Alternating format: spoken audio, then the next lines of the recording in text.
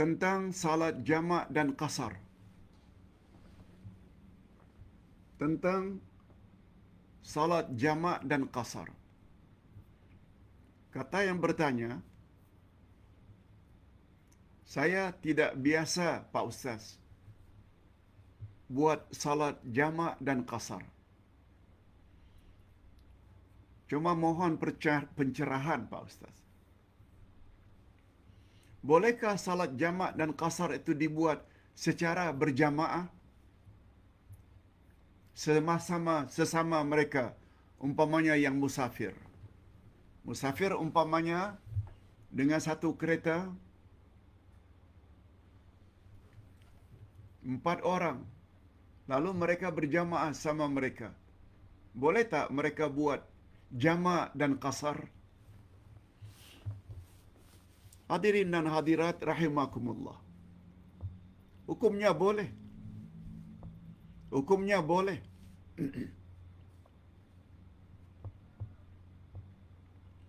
Sebagaimana salat biasa boleh berjamaah, malah dianjurkan.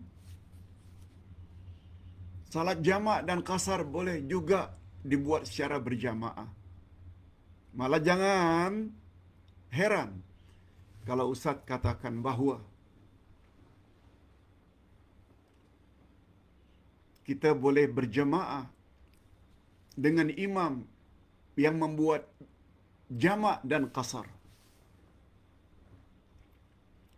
Kita orang mukim yang berdomisili, tidak musafir, tidak. Tapi imam yang di depan itu orang musafir. Boleh tak Pak Ustaz, kita orang tempatan, orang taman, orang kampung, buat salat berjamaah dengan imam yang buat jamak dan qasar? Jawabnya boleh. Jangankan sesama musafir, orang yang tidak musafir boleh ikut orang musafir. Bagaimana caranya, Pak Ustaz? Orang musafir bila buat qasar, umpamanya salat zuhur dan asar, mereka buat dua-dua. Kita tidak musafir. Apabila selesai 2 rakaat, imam salam ke kiri dan ke kanan, kita tambah lagi 2. Sebab kita tidak qasar. Adapun salat asar nanti kita tak perlulah ikut.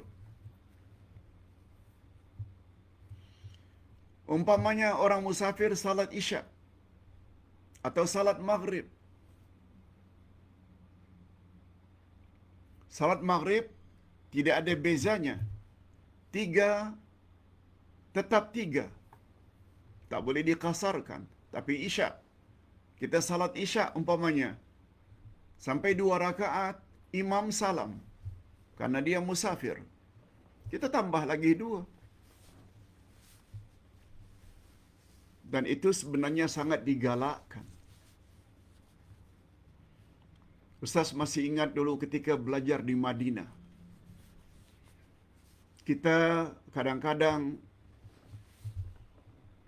pergi ke universiti lain untuk pertandingan-pertandingan tertentu. Kadang-kadang sukan, kadang-kadang forum, kadang-kadang studi banding. Dari Madinah pergi ke Jeddah, dari Madinah pergi ke Riyadh.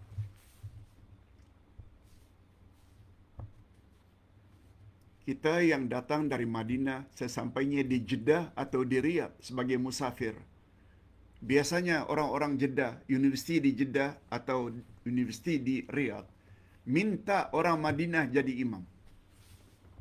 Bukan karena Madinahnya. Karena orang Madinah musafir. Mereka boleh buat qasar. Sebab itu adalah lebih afdal. Orang musafir, qasar salat 4 rakaat menjadi 2, itu adalah lebih afdal daripada itmam buat 4 rakaat. Begitu kata para ulama. Mengapa orang Jeddah dan Riyadh minta supaya orang Madinah yang musafir ini jadi imam? Supaya orang Madinah yang musafir boleh dapat fadilat itu. Mereka sebagai orang mukim Jeddah atau Riyadh, mereka salat seperti biasa. Setelah imam qasar 2 rakaat memberi salam, mereka tambah 2 rakaat lagi. Tapi berbeza. Bila yang jadi imam itu orang Jeddah atau orang Riyadh, mereka akan tetap buat 4 rakaat. Dan orang Madinah tidak boleh setelah 2 rakaat mereka pisah. Lalu pisah dengan imam yang tinggal di Riyadh atau di Jeddah. Tak boleh. Itu sudah menjadi ketentuan. Sebagaimana Ustaz dah tulis dalam buku Pedoman Salat Musafir. Tak boleh. Kalau imam itu mukim 4 rakaat, walaupun dia musafir, tapi dia berimam, maka dia mesti buat 4 rakaat juga. Tak boleh qasar. Berbeza dengan orang-orang yang musafir, bila buat qasar, para makmum boleh tambah lagi berapa rakaat kekurangan. Ini dulu yang